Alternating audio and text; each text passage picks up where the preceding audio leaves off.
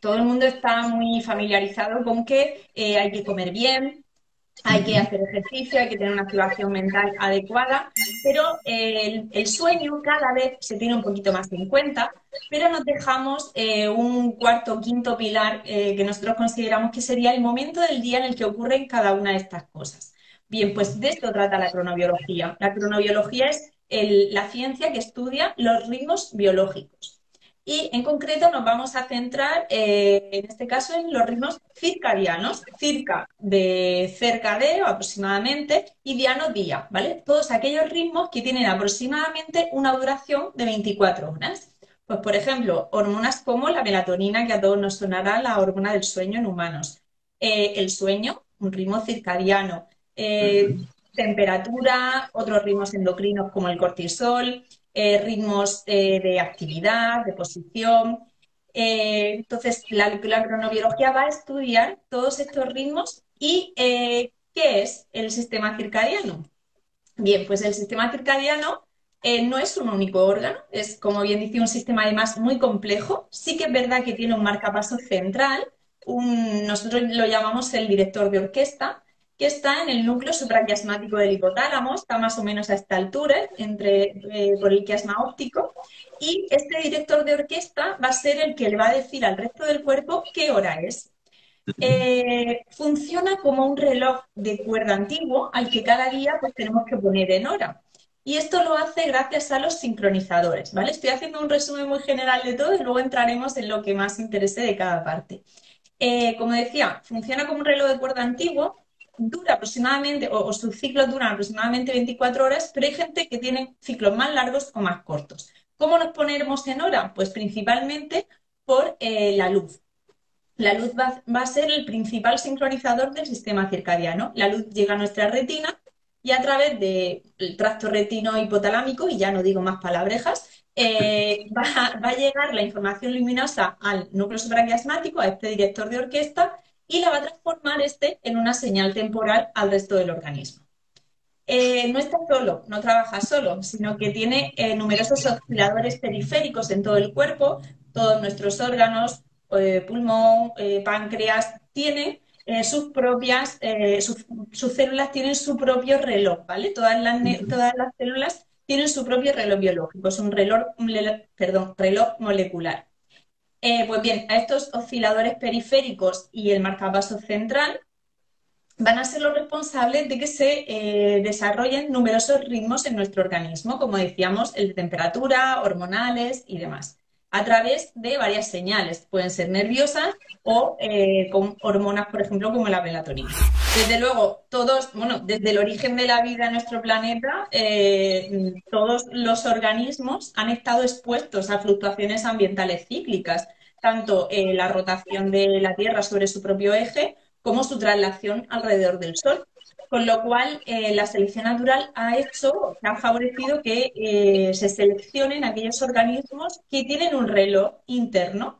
¿Por qué? ¿Para qué llevamos nosotros el reloj encima? Para prepararnos, para anticiparnos a lo que viene. Con lo cual, es necesario, pues, por ejemplo, para los animales que van a migrar, es necesario preparar la migración y estar fuera del lugar donde va a hacer frío posteriormente, o los animales que tienen que hibernar o preparar el momento más adecuado para la reproducción en determinados animales. Entonces, por supuesto, esto no es propio de humanos o exclusivo de humanos, sino que lo encontramos en todos los organismos. De hecho, se han visto, hay un ejemplo muy clásico y muy bonito con una margarita, cómo abre y cierra sus hojas a pesar de mantenerla en oscuridad, encerrándola en un armario, sigue moviéndose y al igual que pasaría Qué con bueno. un girasol.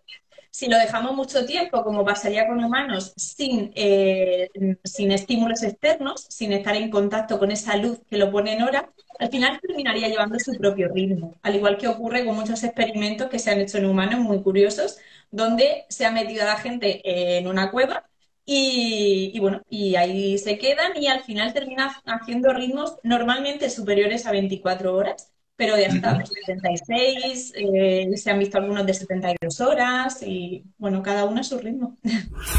Bueno, pues desde hace mucho, bueno, de toda la vida se sabe que si no dormimos, no morimos. Hay unos experimentos antiguísimos que, con unos ratones que se les ponían en una plataforma sobre agua y cuando se dormía, se detectaba que se dormían, se les tiraba al agua y se despertaban. A los 15 días aproximadamente los animalitos morían.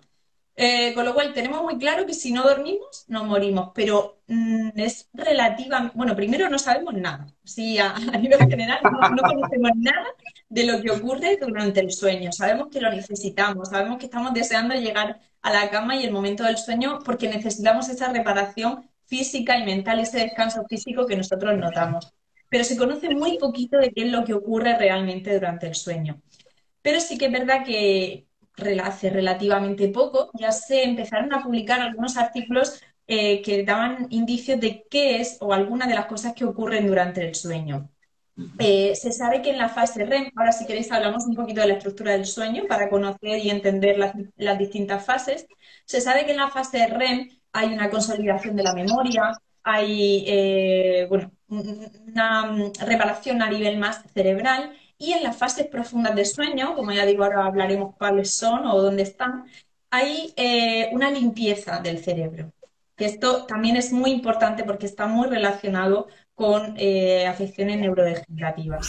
Hay a lo largo del día, igual que todos nuestros órganos, pues están trabajando y dando, o sea, produciendo sustancias que excretamos al exterior, sustancias de desecho, pues nuestras neuronas igual trabajan durante todo el día y van generando sustancias tóxicas que se pueden acumular en las calles que decimos del cerebro, ¿no? Y al final del día tienen que venir a limpiar esas calles, tienen que venir a limpiar esas sustancias tóxicas para que no se acumulen. Ujú. Algunas de estas sustancias que se producen en el metabolismo de las neuronas son, por ejemplo, la beta-amiloide, que pues se ha visto que está relacionada con el desarrollo de enfermedades como el Alzheimer, la acumulación de esta proteína. Pues bien, como decía, durante el sueño, en concreto en la fase profunda de sueño, actúa lo que se conoce como el sistema linfático por su semejanza con el sistema linfático y son los barrenderos del cerebro, son los que vienen a limpiar estas sustancias y eliminarlas. ¿Qué pasa? Que si no llegamos a las fases profundas de sueño, no empieza a actuar este sistema linfático. Y muchas veces Solo decimos, bueno, funciona, disculpa, María José, ¿solo funciona en esa fase del sueño? ¿A lo largo del día no está activo? eso es, hasta ahora donde se sabe vamos, se conoce, se ha visto Ujú. que funciona en la fase 4, en la fase profunda de sueño. Y de hecho, es que la beta-amiloide, como otras proteínas, también sigue un ritmo circadiano, aumenta su producción durante el día y por la noche es cuando se favorece la limpieza. También se ha visto que la melatonina ayuda también a esta recuperación y regeneración del cerebro. Por tanto, si no hay un sueño profundo y reparador, vemos afectada al final la secreción de melatonina, la cantidad de melatonina que tenemos. Es todo una pescadilla que se muerde la cola, ¿no? Bien, pues para que podamos entender un poquito la estructura del sueño, en una noche nos vamos a imaginar una escalera donde Ujú. estamos en un escalón, el más alto que hay, que es la vigilia, cuando estamos despiertos. Esa escalera o esos escalones hacen referencia a la activación mental que yo tengo, ¿vale? Para que nos hagamos un poquito una idea. Pues tendríamos, estamos despiertos, pasamos a una fase uno. Esa fase Ujú. uno es la fase en la que estoy viendo una peli en el sofá y el de al lado me da un codazo y dice que me suba porque me he quedado dormido y tú dices, no, no, no, estoy despierto. Bien, esa fase de sueño muy superficial donde todavía estoy recibiendo todos los estímulos que llegan del exterior, tanto auditivos como sensoriales, que enseguida me despierto, ¿vale? Esa fase en la que vivimos las madres cuando acabamos de dar a luz, pues en esa fase. De ahí pasaríamos a una fase 2 un poquito más profunda, una fase 3 y finalmente vamos bajando escalones hasta la fase profunda de sueño, la fase 4. En este caso es el sueño de ondas lentas que se llama porque nuestras ondas cerebrales se ralentizan, nuestra actividad cerebral se ralentiza al máximo y se desconecta nuestro cuerpo a nivel muscular, nos desconectamos de cerebro y cuerpo, ¿vale? Y ya digo, en esa fase profunda es cuando hay una recuperación a nivel más cerebral, cuando tenemos esta limpieza del cerebro que se conoce que es una de las funciones principales de este sueño profundo. ¿Qué pasa? Que si tenemos un sueño... Bueno, termino con las fases y volvemos a los problemas. Después de esta fase 4, esta fase profunda del sueño, voy a pasar a un escalón muy alto, casi cerca del escalón que estaba en la vigilia, porque Ujú. paso a la fase REM. REM de REM, de movimientos oculares rápidos, de sus siglas en inglés. ¿Por qué se llama así? Porque si miro a una persona que está durmiendo en fase REM, sus ojos, a pesar de estar cerrados, se van a estar moviendo muy rápidamente. Bien, pues en esta fase REM, ya digo, mi cerebro está casi tan activo como en la vigilia, y Ujú. es cuando tienen lugar estos sueños irracionales, estos sueños que parecen imposibles, que estoy hablando con una persona que se convierte en otra, que, en fin, todo este tipo de sueños irracionales que no entendemos. Y después de esta fase REM, bueno, aunque mi cerebro está muy activo, está desconectado del cuerpo. Esto es muy importante porque podríamos correr peligro si quisiésemos llevar a cabo algunos de los sueños que tenemos. Sí. Y claro, hay un trastorno muy conocido, bueno, muy conocido, que se da en muchas ocasiones y que después hablaremos de él, que es el trastorno de conducta de sueño REM, que el problema que hay es que no existe esta desconexión muscular. Por lo tanto, estas personas en fase REM pueden tener una actividad importante. Vale, pues después de esta fase REM tenemos un microdespertar, ¿vale? Este Ujú. microdespertar normalmente yo no lo voy a recordar. O lo ideal es que no lo recuerde, que no haya nada en la habitación ni en mi entorno que me despierte y que me moleste para volver a conciliar el sueño. Bien, pues estas fases se van repitiendo, perdón, este ciclo completo de sueño con las distintas fases, de la 1 a la 4 y luego la fase REM, se va repitiendo a lo largo de la noche. Tienen pequeñas modificaciones, por ejemplo, la fase REM se va alargando. Al principio de la noche tenemos una fase REM de unos 10 minutitos, después podemos tener fase REM de 30 a 40 minutos. Bien, pues ya digo, todo este bloque, este ciclo de sueño se repite por lo ideal, como tiene una duración aproximada de 90 a 120 minutos, lo ideal es que se Ujú. repita al menos 4 veces a lo largo de una noche donde dormimos 8 horas, que ya hablaremos que esto sería como mínimo lo ideal en adultos.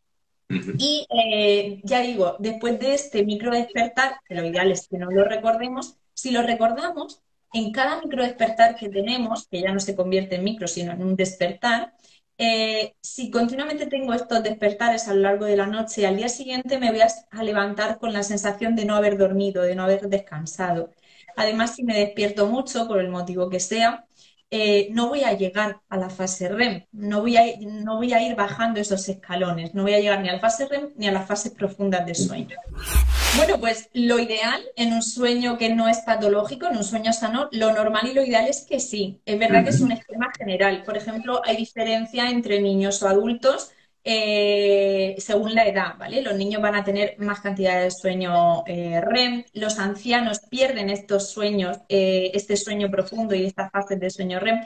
En ocasiones también lo perdemos no solo porque por edad o por características del sujeto, sino porque tenemos muchos despertares. Entonces es Ujú. posible que esta estructura del sueño sana la vayamos perdiendo debido a pues, factores externos que me están despertando, que pueden ser preocupaciones, puede ser un dolor muscular o numerosas. Si es un sueño normal, no patológico, lo ideal es que estas fases se vayan reproduciendo más o menos con la misma estructura.